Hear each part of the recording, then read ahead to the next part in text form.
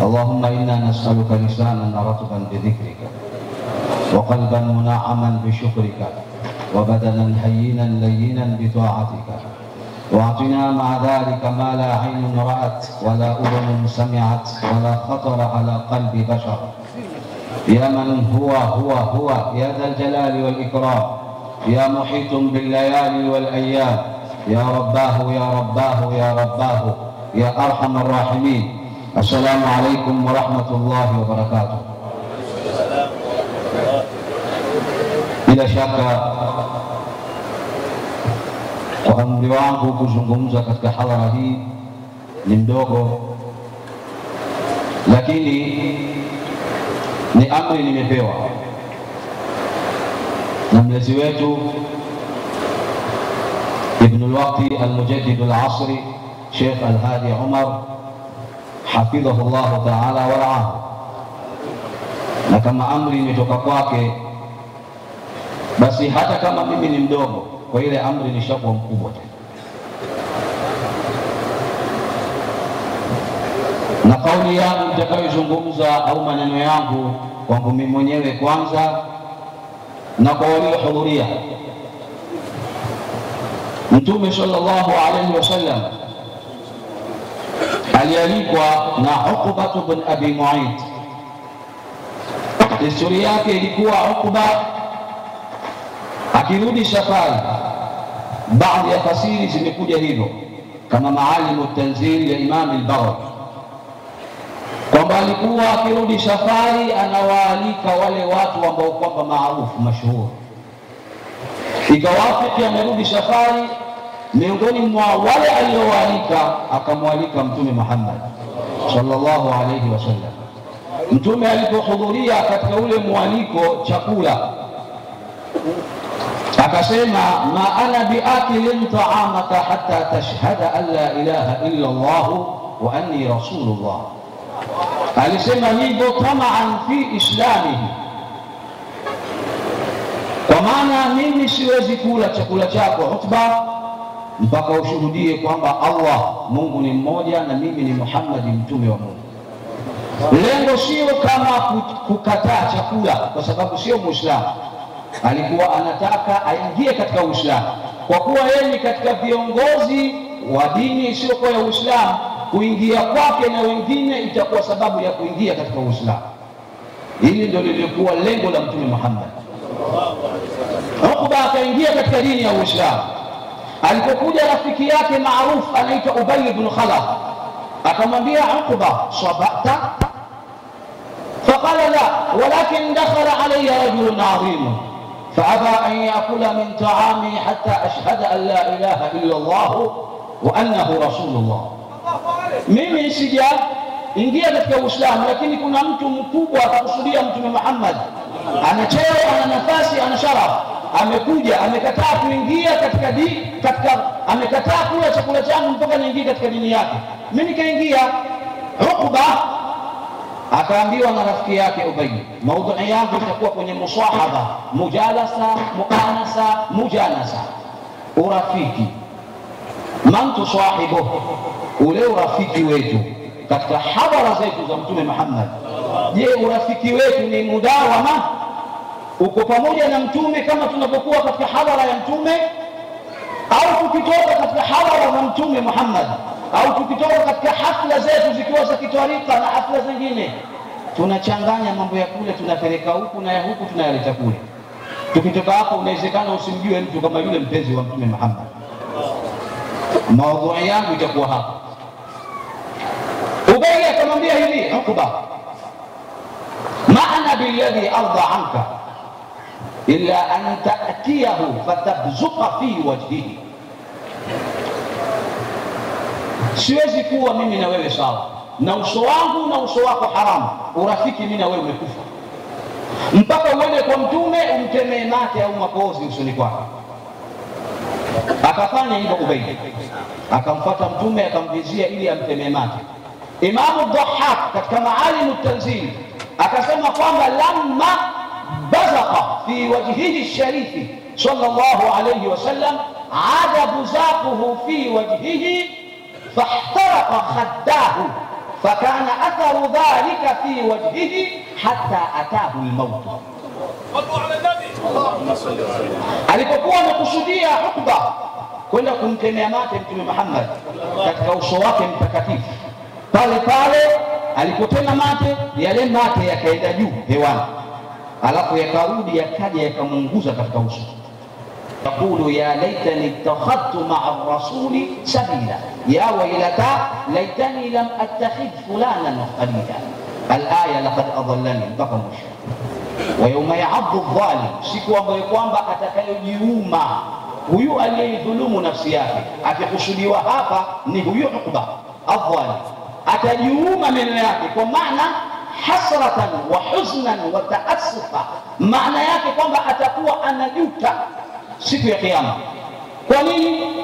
Ya laitani wa yawma ya'addu adh-dhalimu ala yadayhi yaqulu, atasema ya laitani lam attakhidh fulanan khalila, natamani nisingemfanya Ubay kuwa ni rafiki, kwa sababu amenitoa, nilikuwa nishapata nuru ya Uislamu.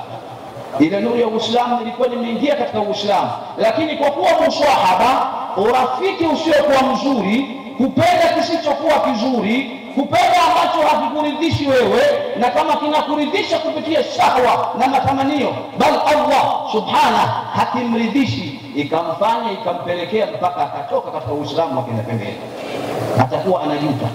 Aya makusudio ni khasi kwake yeye Uqba, lakini amu kwa kila mtu ambaye kwamba atakayependa kitu kinamtoa katika fadhila, katika ubora, katika taa ya Mwenyezi Mungu.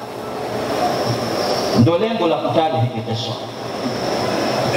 Mtume sallallahu alayhi wasallam ni mtume aliyekuwa bora. Mtume sallallahu alayhi wasallam ameletwa kwa ajili yetu sisi. Mtume ni mwalimu na mtume ndio wa kufuatwa. Aliyosema Mtume Muhammad sallallahu alayhi wasallam ndio hayo ya kutekelezwa. Aliyokuja nayo mtume akayaamrisha hayo ndio ya kufuatwa, na yale ambayo kwamba aliyoyakataza basi hayo sio ya kufuatwa, hata kama matamanio yakiwa yanapenda. Madamu Mtume sallallahu alaihi wasallam imekuja sheria wahi kwamba hili jambo halifai, basi hilo jambo halifai. Musahaba, urafiki, ikiwa urafiki katika maneno, ikiwa urafiki katika vitendo, lakini angalia yule unayefanya naye urafiki katika maneno yako na maneno yako, angalia katika vile vitendo vyake. Je, vinakupelekea kukunyanyua? la tusahib man la yulhiduka haluhu wala yadulluka ala Allah maqaluhu.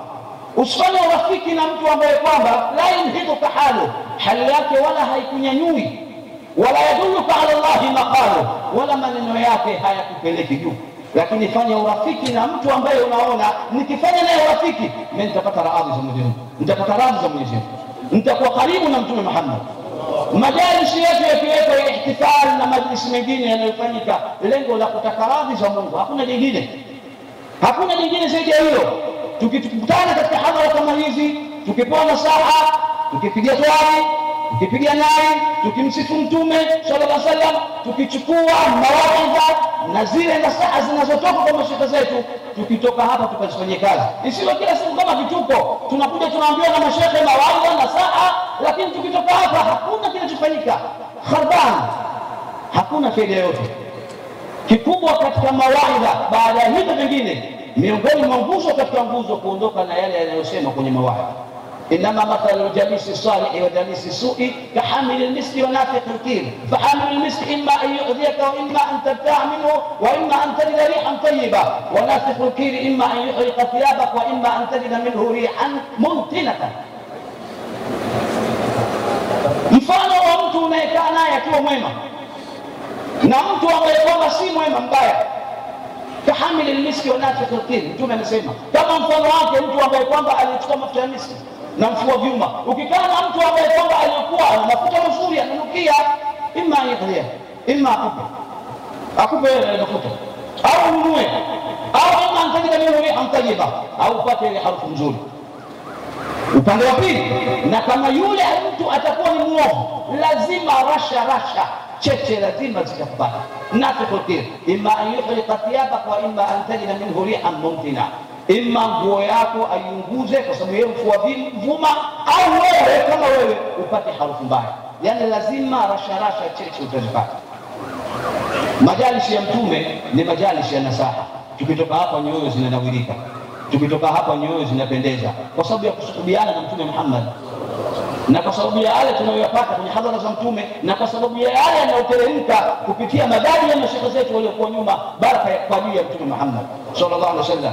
Maneno, vitendo vya kusuhubiana napo ni maneno ya mtume na vitendo vya Mtume Muhammad.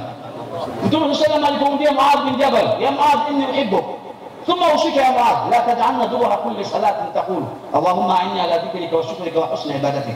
maneno matatu musahaba, mimi nakupenda Muadh, nakuhusia Muadh usiache baada ya kila swala kusema haya maneno, Allahumma a'inni ala dhikrika, e Mungu naomba nisaidie mimi kukutaja wewe, wa shukrika, kukushukuru, wa husni ibadati, kufanya mzuri ibada yako. Imam al-Qurtubi akasema maneno haya mtu akasuhubiana nayo, Imam al-Qurtubi, yurja liman istujiba an yakuna waliyan min awliyaillah.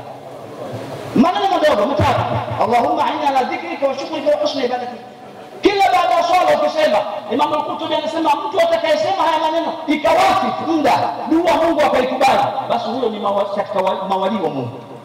Allahumma a'inni ala dhikrika wa shukrika wa husni ibadati. Wali katika mawali wa Mungu, tena sio wali arif billah, kwa sababu kwa wali kuna daraja, kuna wali, kuna arif billah, kuna kutubu rabbani, kuna kutubu al-ghawfi, kuna kutubu samadani, kuna kutubu siddiqiyya. Sasa yeye ni katika arif billah kwa sababu ya dua hii tu basi. Ndio kusuhubiana. Watu waliopita walikuwa wanajua vipi kusuhubiana na Mtume Muhammad. Leo ukisoma utakuta kuna shekhe fulani au kuna maulana mfano Abubakar al-Attas, ukisoma katika tarjuma al-Manhaj as-Sawi, kana yaqra'u kulla yawmin 1000 marra min surati Yasin ila an yantahi ila 250. Alikuwa anasoma kila siku usiku, kana yaqra'u kulla yawmin 1000 marra min surati Yasin, anasoma Yasini 1000. Maulana Abubakar al-Attas kila usiku, sijui asubuhi alikuwa anafanya nini, sijui mchana alikuwa anafanya nini. Angalia mswahaba, lakini Yasini 1000 anasoma usiku. Shaidu Taifa Imam al-Junayd ukisoma alikuwa akiswali kila siku raka 300, kana swali 300 raka, wa kana yusabihu 30000 tasbih. Raka 300 wanapiga tasbih subhana al-malik al-quddus subuhi al-quddus rabbina malaikatu mara 1030. falamma qila lahu fi sakarati al-maut qul la ilaha illa Allah faqala lam ansahu fa'adhkuruhu. Alifanya musahaba na vitu, raka 300 za sunna anazipiga tasbih mara 1030. Wakati wa kufa anaambiwa sema la ilaha illa Allah. Sayyid Taifa Imam al-Junayd anasema lam ansahu fa'adhkuruhu. Mnanikumbusha nini? Mbona msisahau la ilaha illa Allah? Kwa sababu watu wote wakati wote wale watu wema walikuwa musahaba wao na Allah subhanahu, musahaba wao na Mtume Muhammad, ndio walikuwa wanaishi kwa sampuli hiyo.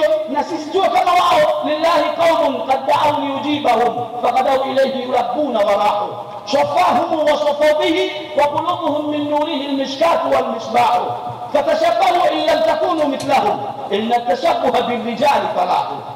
Maneno ya Sheikh Abdullah Darwish, tujifananishe na wao. Hii dua ukisoma leo, tumekuja katika hadhara ya Mtume Muhammad katika maulidi ya mzee wetu Mzee Al-Hadi, yalisema haya maneno, lakini alisema mdogo kwa idhini ya bwana mkubwa, yachukue yafanyie kazi na wewe uyaseme kila baada ya swala. Huenda mwakani nikawa na mimi nina nyota au wewe una nyota. Nyota nikimaanisha wali, kwa sababu maneno haya sio maneno yangu, sema Imam al-Qurtubi. barakallahu lana wa lakum fi a'malina, atala Allahu a'malakum wa a'malina fil khairati wa ta'ati, hafidhana Allahu jawarihana min al-hawa wa shahawati. Wassalamu alaykum wa rahmatullahi wa barakatuh.